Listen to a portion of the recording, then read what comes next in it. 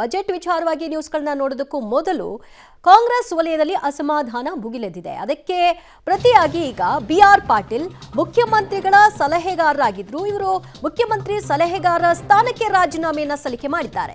CM ರಾಜಕೀಯ ಸಲಹೆಗಾರ ಹುದ್ದೆಗೆ ಶಾಸಕ BR ಪಾಟೀಲ್ ರಾಜೀನಾಮೆಯನ್ನ ಸಲ್ಲಿಸಿದ್ದಾರೆ. ಫ್ಯಾಕ್ಸ್ ಮೂಲಕ ಮುಖ್ಯಮಂತ್ರಿಗಳಿಗೆ ರಾಜೀನಾಮೆಯನ್ನ ರವಾನಿಸಿದ್ದಾರೆ. ಅನುದಾನದ ವಿಚಾರದಲ್ಲಿ ಈ ಹಿಂದೆ ಸಹ ಬಹಿರಂಗವಾಗಿ ಅಸಮಾಧಾನವನ್ನ ವ್ಯಕ್ತಪಡಿಸಿದ್ರು BR ಪಾಟೀಲ್. ಶಾಸಕರಿಗೆ ಸರಿಯಾಗಿ ಅನುದಾನ ಸಿಗ್ತಾ ಇಲ್ಲ ಅಂತ ಬೇಸರವನ್ನ ವ್ಯಕ್ತಪಡಿಸಿದ್ರು. ಅದಾದ ನಂತರದಲ್ಲಿ ಅವ್ರನ್ನ ತಡಿಸುವಂತಹ ಕೆಲಸ ಆಯಿತು. ಬಿಜೆಪಿ ಬಳಿಕ ಈಗ ಕಾಂಗ್ರೆಸ್ನಲ್ಲೂ ಕೂಡ ಬಂಡಾಯದ ಬೇಗುದಿ. ಈ ಹಿಂದೆ ಕೂಡ BR ಪಾಟೀಲ್ರು ಹಾಗೆ ನೋಡಕ್ ಹೋದ್ರೆ ಅಸಮಾಧಾನವನ್ನ ಬಹಿರಂಗವಾಗಿ ವ್ಯಕ್ತಪಡಿಸಿದ್ರು.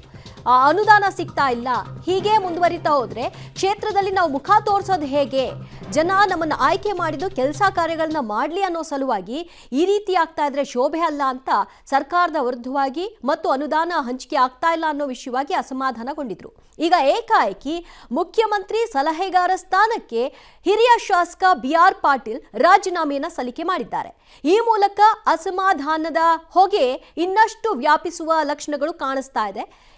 ಏನ್ ಹೇಳಿದ್ದಾರೆ ಈ ವಿಷಯದಲ್ಲಿ ಮುಖ್ಯಮಂತ್ರಿಗಳಿಗೆ ಅವರು ಬರೆದಿರುವಂತಹ ಪತ್ರದಲ್ಲಿ? ನಿನ್ನೆ ಸಂಜೆಯೇ ಹಾಗೆ ನೋಡಕ್ ಹೋದ್ರೆ ಫ್ಯಾಕ್ಸ್ನ ಮೂಲಕವಾಗಿ ಅವರು ರಾಜೀನಾಮೆಯನ್ನ ಸಲ್ಲಿಸಿದ್ದಾರೆ ಅಂತ ತಿಳಿದು ಬರ್ತಾ ಇದೆ. ಅದಷ್ಟು ಮಾಹಿತಿ ಪಡೆಯೋಣ ನಮ್ಮ ಪ್ರತಿನಿಧಿ ಸುಕೇಶ್ ಇಂದ. ಸುಕೇಶ್, ಈಗ ಅವರು ಮುಖ್ಯಮಂತ್ರಿಗಳ ಸಲಹೆಗಾರ ಸ್ಥಾನಕ್ಕೆ ರಾಜೀನಾಮೆ ಕೊಟ್ಟಿರೋದ್ರ ಹಿಂದೆ ಕೂಡ ಅನುದಾನದ ಅಸಮಾಧಾನ ಇದೆ ಅಂತ ಹೇಳಬಹುದಾ? ಯಾವ ಕಾರಣಕ್ಕಂತೆ ರಾಜೀನಾಮೆ? ರೈಟ್, ಸಂಪರ್ಕ ಸಾಧ್ಯವಾಗ್ತಾ ಇಲ್ಲ, ಮತ್ತೆ ರೀಕನೆಕ್ಟ್ ಮಾಡೋಣ. ಮುಖ್ಯಮಂತ್ರಿಗಳ ರಾಜಕೀಯ ಸಲಹೆಗಾರರಾಗಿದ್ದ BR ಪಾಟೀಲ್ ಹಿರಿಯ ಶಾಸಕರು, ಕಲಬುರಗಿಯ ಆಳಂದ ಶಾಸಕ BR ಪಾಟೀಲ್ ಈಗ ತಮ್ಮ ಪೋಸ್ಟ್ ಏನಿತ್ತು ಮುಖ್ಯಮಂತ್ರಿಗಳ ಸಲಹೆಗಾರರಾಗಿ, ಸೊ ಆ ಸ್ಥಾನಕ್ಕೆ ಈಗ ರಾಜೀನಾಮೆಯನ್ನ ಸಲ್ಲಿಕೆ ಮಾಡಿದ್ದಾರೆ. ಫ್ಯಾಕ್ಸ್ನ ಮುಖಾಂತರವಾಗಿ ಈ ರಾಜೀನಾಮೆಯನ್ನ ಮುಖ್ಯಮಂತ್ರಿಗಳಿಗೆ ತಲುಪಿಸುವಂತಹ ಕೆಲಸವನ್ನ ಮಾಡಿದ್ದಾರೆ. ಗ್ಯಾರಂಟಿಗಳ ಪರಿಣಾಮ ಸರ್ಕಾರ ಇತರೆ ಅಭಿವೃದ್ಧಿ ಕೆಲಸಗಳಿಗೆ ಕೈ ಹಾಕೋದಕ್ಕಾಗ್ತಾ ಇಲ್ಲ.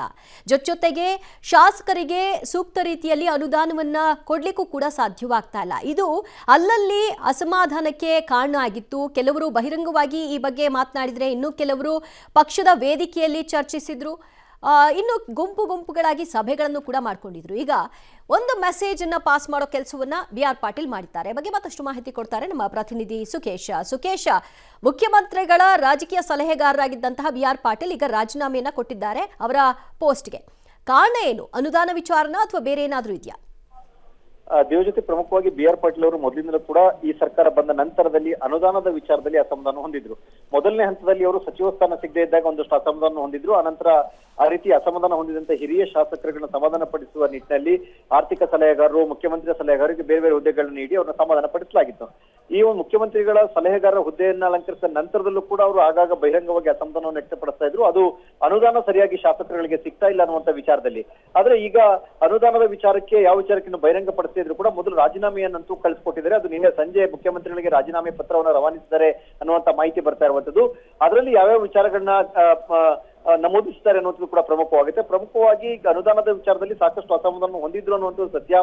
ಆದ್ರೆ ಇನ್ಯಾವ ವಿಚಾರಗಳು ಇದುವರೆಗೆ ಹಂಚಿಕೊಂಡಿಲ್ಲ. ಆದ್ರೆ ಅಧಿಕೃತವಾಗಿ ರಾಜೀನಾಮೆಯನ್ನು ಕೊಟ್ಟಿದ್ರೆ ಕೇವಲ ಶಾಸಕನಾಗಿ ಮುಂದುವರಿತೀನಿ ಅನ್ನುವಂತ ಅಭಿಪ್ರಾಯವನ್ನು ಕೂಡ ವ್ಯಕ್ತಪಡಿಸಿರುವಂತ ಮಾಹಿತಿ ಕೂಡ ಬರ್ತಾ ಇದೆ. ದಿವ್ಯಜ್ಯೋತಿ, ಈ ಹಿಂದೆ ಮುಖ್ಯಮಂತ್ರಿಗಳಾಗಿ ಸಿದ್ದರಾಮಯ್ಯನವರು 5 ವರ್ಷ ಮುಂದುವರಿತಾರೋ ಇಲ್ವೋ ಅನ್ನುವಂತಹ ಹೇಳಿಕೆಯನ್ನು ಕೂಡ ಕೊಟ್ಟಿದ್ರು. ಅವರು ಮುಂದುವರಿಬೇಕು ಅನ್ನೋದು ನನ್ನ ಬಯಕೆ, ಆದ್ರೆ ಮುಂದುವರಿತಾರೋ ಇಲ್ವೋ ಅನ್ನೋ ಕ್ವಶನ್ ಮಾರ್ಕ್ ಕೂಡ ಹಾಕಿದ್ರು. ಏನಾದ್ರೂ ಇರುಸು ಮುರುಸು ಮುಖ್ಯಮಂತ್ರಿಗಳು ಮತ್ತು BR ಪಾಟೀಲ್ ನಡುವೆ ಇದೆಯಾ?